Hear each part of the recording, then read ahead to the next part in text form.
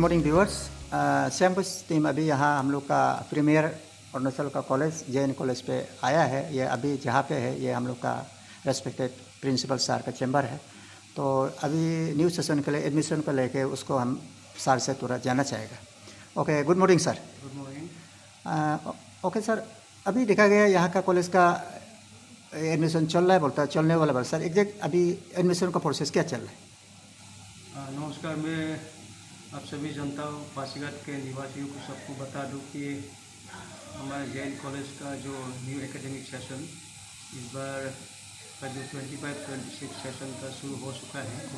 तो हमारे कॉलेज 21 जुलाई हम लोग शुरू हो गया। उससे पहले हम उसके लिए ये सेशन का जो न्यू सेमेस्टर के लिए हमने नोटिफिकेशन, एडमिशन नोटिफिकेशन हमारे कॉलेज वेबसाइट में दे चुका था, जिसका 22 को लास्ट डेट हुआ। उसके बाद हम सिलेक्शन प्रोसेस शुरू हो रहा है। अभी एडमिशन JN कॉलेज में जारी है। जो first semester, third semester and fifth semester उसका एडमिशन जारी है। ओके सर, तब तो एडमिशन का प्रोसीड्यूर क्या क्या है? तो हमने एडमिशन का जो एक मेरिट लिस्ट बनाते हैं, तो हमारे एडमिशन कमेटी है, जो वाइस प्रिंसिपल है, चेयरमैन है, उसके और बाकी कई मेंबर हैं। तो एक कमेटी बना के उन लोग वेरिफिकेशन कमेटी होते हैं, उससे उन लोग जो सेलेक्ट करते हैं, कई आधार पर सेलेक्ट करते हैं, जिसका जो मेरिट लिस्ट बनते हैं उसमें कुछ कुछ कैटेगरी हैं।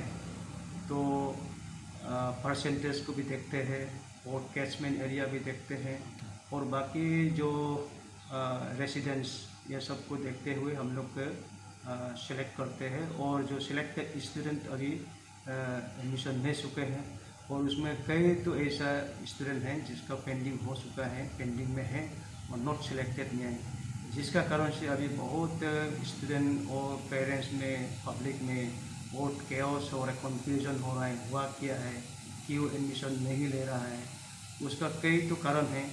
इसलिए मैं ये आपका सियांग वॉइस के जरिए हम सबको ये बताना चाहूँगा और सब जान लीजिए, क्योंकि एक ही चीज़ को कॉलेज में आके बार बार पूछते हैं और सेम चीज़ को हम सबको बताना पड़ता है, और बहुत लोगों को बहुत कन्फ्यूजन और हम लोग का इंटीग्रिटी को डाउट करके बैठे हैं। उनके लिए मैं एक क्लैरिफिकेशन देना चाहूँगा। तो उसमें हम जो सिलेक्शन में होते क्राइटेरिया होता है, कुछ जो रिजेक्टेड स्टूडेंट हैं, यानी कि जिसका पेंडिंग में है या तो नॉट सिलेक्टेड में है, उसका कारण ये बनता है, एक तो होता है अपर ID होता है, अपर ID जो मैंडेटरी है। और दूसरा बात है कि CUT, common university entrance test, उसका नहीं होने का वजह से। तीसरा होगा जो आपका OCA होगा, OCA मतलब अदर कैचमेंट एरिया, तो उसको बहुत लोगों को पता नहीं चलता है। अदर कैचमेंट एरिया मतलब गवर्नमेंट ने ऐसा नॉर्म्स बना दिया है कि कैचमेंट एरिया को हर डिस्ट्रिक्ट में, हर कॉलेज में बना के रख दिया। जैसे कि हमारा JN कॉलेज के लिए अपर सियांग डिस्ट्रिक्ट और लोअर सियांग, कई part of the lower Siang और ये ईस्ट सियांग पढ़ते हैं। जो साइंस में होंगे आपका अपर सियांग, सियांग डिस्ट्रिक्ट और some part of Likabali, Roing से और ईस्ट सियांग डिस्ट्रिक्ट के जो एलिजिबल होते हैं। एडमिशन जब अप्लाई करते हैं, ऑनलाइन में अप्लाई करते हैं, तो स्टूडेंट लोग बाहर से अप्लाई करते हैं। जैसे आलो के अप्लाई करेंगे, तेजी से अप्लाई करेंगे या इटानगर से अप्लाई करेंगे। उसमें ये स्टूडेंट लोग को हम लोग पेंडिंग में रखते हैं या नॉट सिलेक्टेड में रखते हैं, क्योंकि वो कैचमेंट एरिया नॉर्म्स में नहीं आते हैं। जो इटानगर वाले हैं, इटानगर में साइंस कॉलेज है और आलो में है कॉलेज है, अपर सियांग का गेकू में है, लोहित डिस्ट्रिक्ट का आपका तेजी में है। दोनों अपना अपना कॉलेज में नहीं अप्लाई करके JN कॉलेज में अप्लाई करने से हमारा ईस्ट सियांग डिस्ट्रिक्ट में ही स्टूडेंट ज़्यादा हो रहा है, फ्लडेड हो रहा है। इसलिए उन लोग को हम लोग नॉट सिलेक्टेड में रखा है। वो OCA का नॉर्म्स, OCA मतलब other catchment area, catchment area में नहीं आने वाला को हम लोग अदर कैशमेंट एरिया लिस्ट में रख के उन लोग को पेंडिंग रखते हैं। हम स्टूडेंट लोग का वेलफेयर को देखते हैं। ओके सर, कभी सुनता है जैसे कि कॉलेज में भी कुछ ऐसा पर्टिकुलर ये सेक्शन को लेके रिजर्वेशन रखा है एडमिशन को, ये फैक्ट है, रियल है क्या? नहीं, ऐसा रिजर्वेशन तो हमको इतना वो नहीं है, क्योंकि रिजर्वेशन में कौन सा रिजर्वेशन कहता है, मेरा जो जानकारी है कि उसको 20% जो है और मेरिटोरियस स्टूडेंट है। Okay. Whether the student may be from outside और इनसाइड, कहीं ऑल इंडिया से कहीं कोई भी अगर 80-90% आ जाता है, we can not deprive them from getting admission into Jain college. ये एक 20% जो रिजर्वेशन होता है, but it is purely on merit basis, जो उसको रिजर्वेशन कहता है। दूसरा रिजर्वेशन है PWD का, जो फिजिकली हैंडीकैप वाला लोग, तो हम लोग कुछ 5 to 10% लगा के इन लोग को रिजर्वेशन दे देता है। दूसरा और रिजर्वेशन है NCC का, NSS जो लिया है, रबा रेंजर स्कूल से, इसको 1-2% हम लोग ऐड करते हैं। यही है फैसिलिटी हम लोग यहाँ में कॉलेज में देते हैं। जैसे कि आप जो बोले कि रिजर्वेशन है, वो 20% एक्चुअली नॉट एग्जैक्टली रिजर्वेशन, एक कोटा रख दिया है। पब्लिक भी थोड़ा जानना चाहेगा सर, अपर आईडी क्या चीज़ है, उसका मीनिंग क्या है? तो सर, और उसके बाद CUT, तो उसको भी थोड़ा क्लैरिफाई चाहिए। तो ये दोनों में लेके शायद एडमिशन में कोई कन्फ्यूजन है या कुछ करेक्शन करने का है सर, उसको लेके आप क्या बोलना चाहेंगे? हाँ, ये सही बात है कि अपर आईडी और CUT को बहुत लोगों को आज तक बहुत कन्फ्यूजन है। ये अपर आईडी और CUT जो है, वो एक न्यू एजुकेशन पॉलिसी 2020 जो अभी जारी है, उसमें पहले वाला में नहीं था ये सब। तो न्यू एजुकेशन पॉलिसी में एक क्राइटेरिया बना दिया है to get admission into college, वो अपर आईडी जो कंपलसरी है, उसके बाद CUT कंपलसरी है। ये एक्चुअली कॉलेज का रिस्पॉन्सिबिलिटी है। मान लीजिए अभी जैन कॉलेज में एडमिशन लेने वाला जिसका वो नहीं, हम लोग नहीं लेते हैं, लेकिन लोगों को यही समझते हैं कि ये जैन कॉलेज में ही गलती हो रहा है। Jain college is refusing to take admission. It's not that. Actually, it's the responsibility of the school, responsibility of the individual. ये जो है ऑफर जो है वो स्टूडेंट का आधार लिंक, ऑल डॉक्यूमेंट्स, जो मार्कशीट, आपका आई कार्ड, जितना डॉक्यूमेंट्स है उसका रिलेटेड डॉक्यूमेंट्स, आधार कार्ड, उसमें लिंक होके उसको एक क्रिएट करता है आईडी, एक वो आधार कार्ड की तरह, और जिसको वो एलिजिबिलिटी एडमिशन के लिए वो फुलफिल करते हैं। लेकिन उसको बनाने के लिए स्कूल में एक नोडल ऑफिसर बनाते हैं, अपॉइंट करते हैं। Is the responsibility of the nodal officer of that particular school. ये उन लोग रेडी होके आना चाहिए। और एक प्रॉब्लम है जरूर कि जब आधार आईडी बनाते हैं उस समय कोई स्टूडेंट का जो एज 18 ईयर्स नहीं होते हैं, 18 ईयर्स अगर नहीं होता है तो वो पोर्टल में एक्सेप्ट नहीं होते हैं। तो इसलिए उन लोग का रह गया, छूट गया। तो इसका जो 18 ईयर्स हुआ है, इन लोग का आधार आईडी बन चुका है, जो कॉलेज में सबमिट किया है इन लोग को सिलेक्टेड हो गया।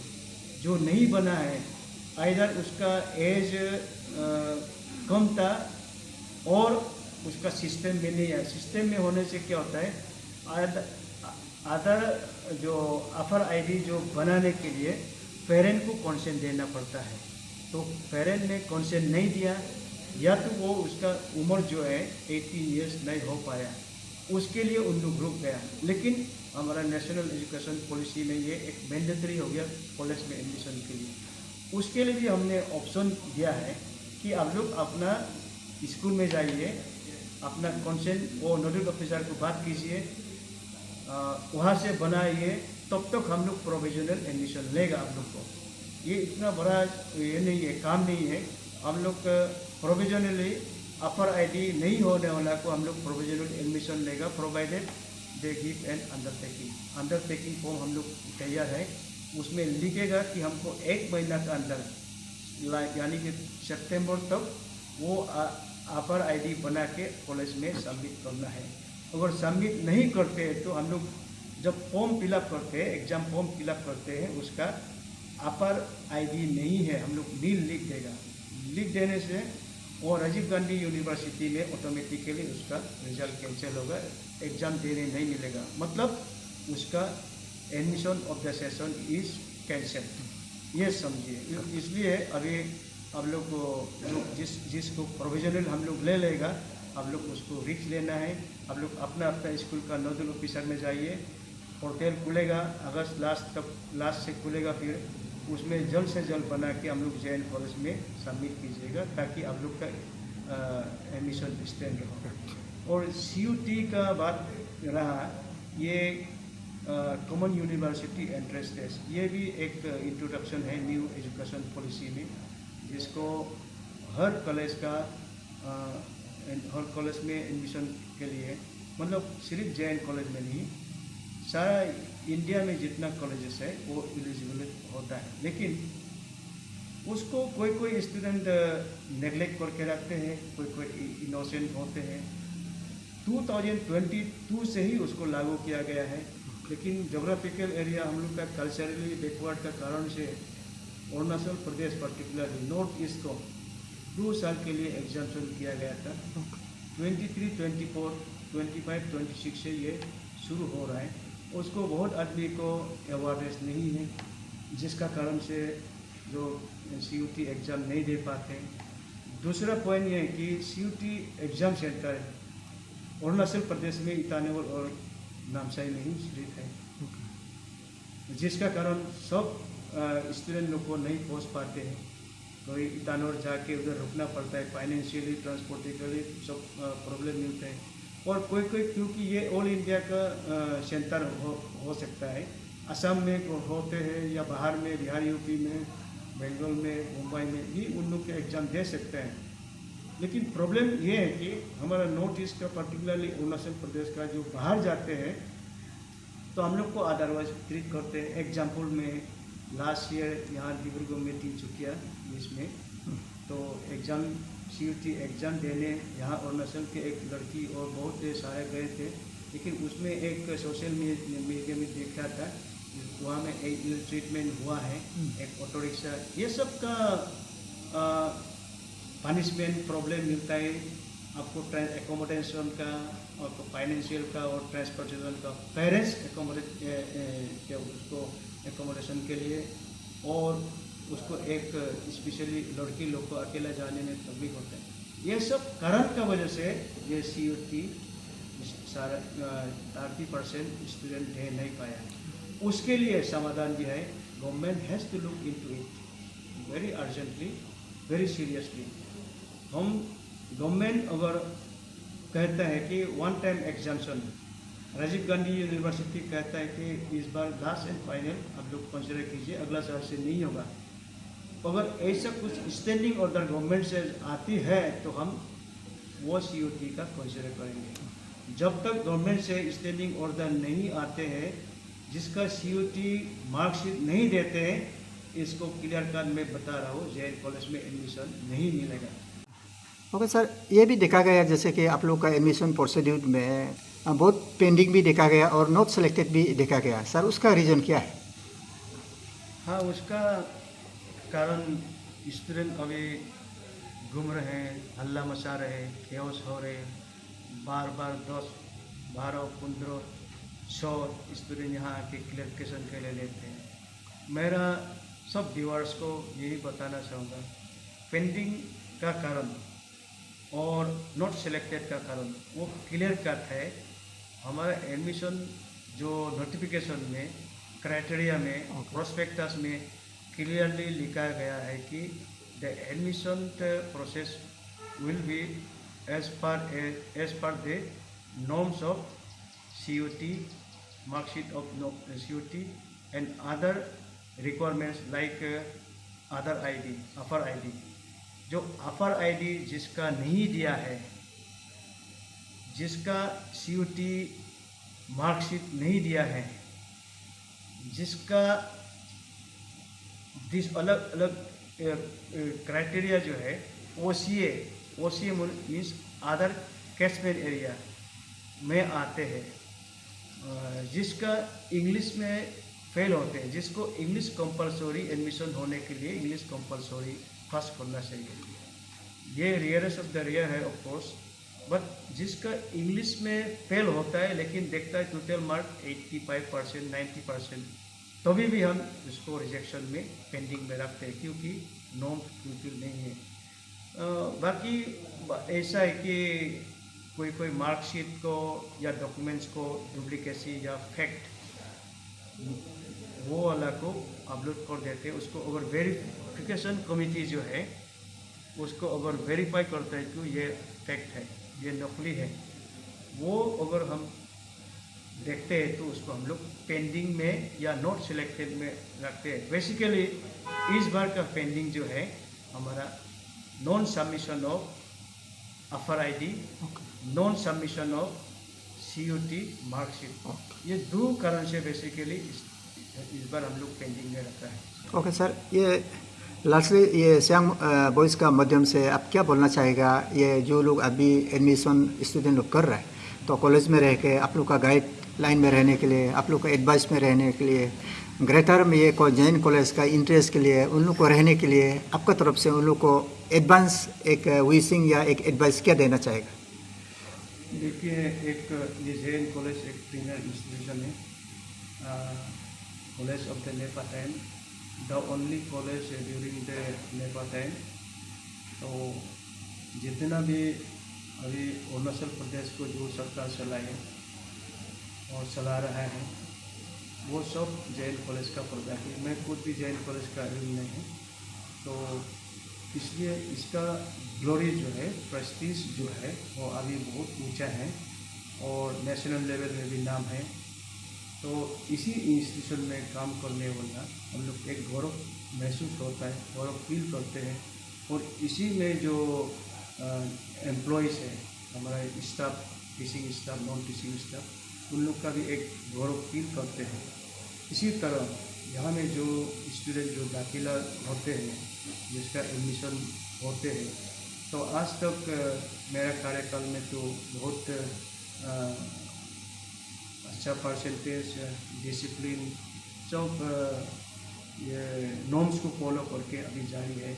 मेरा आप सबको मेरा जो आने वाला है इस बार का जो नया एंट्रेंस, जो नया एडमिशन है, तो उनको मेरा अपील है, सजेशन है कि आइए, most welcome to Jain college, the premier institution. यहाँ आके अपना एक मकसद लेके आइए। यहाँ कुछ बिजनेस बनने का नहीं है, यहाँ कुछ लीडर, पॉलिटिकल लीडर बनने का नहीं है। यहाँ में सिर्फ एजुकेशनल इंस्टीट्यूशन है, एक तो लर्निंग के लिए अपना जॉब ओरिएंटेड, फ्यूचर ओरिएंटेड और डिसिप्लिन वो यहाँ जारी रखना है। ऐसे होने से आप सबको सफलता जरूर मिलेगा। मैं आशा करता हूँ जो इस बार नया आने वाला सबको मेरा आशीर्वाद है, मेरा ब्लेसिंग रहेगा।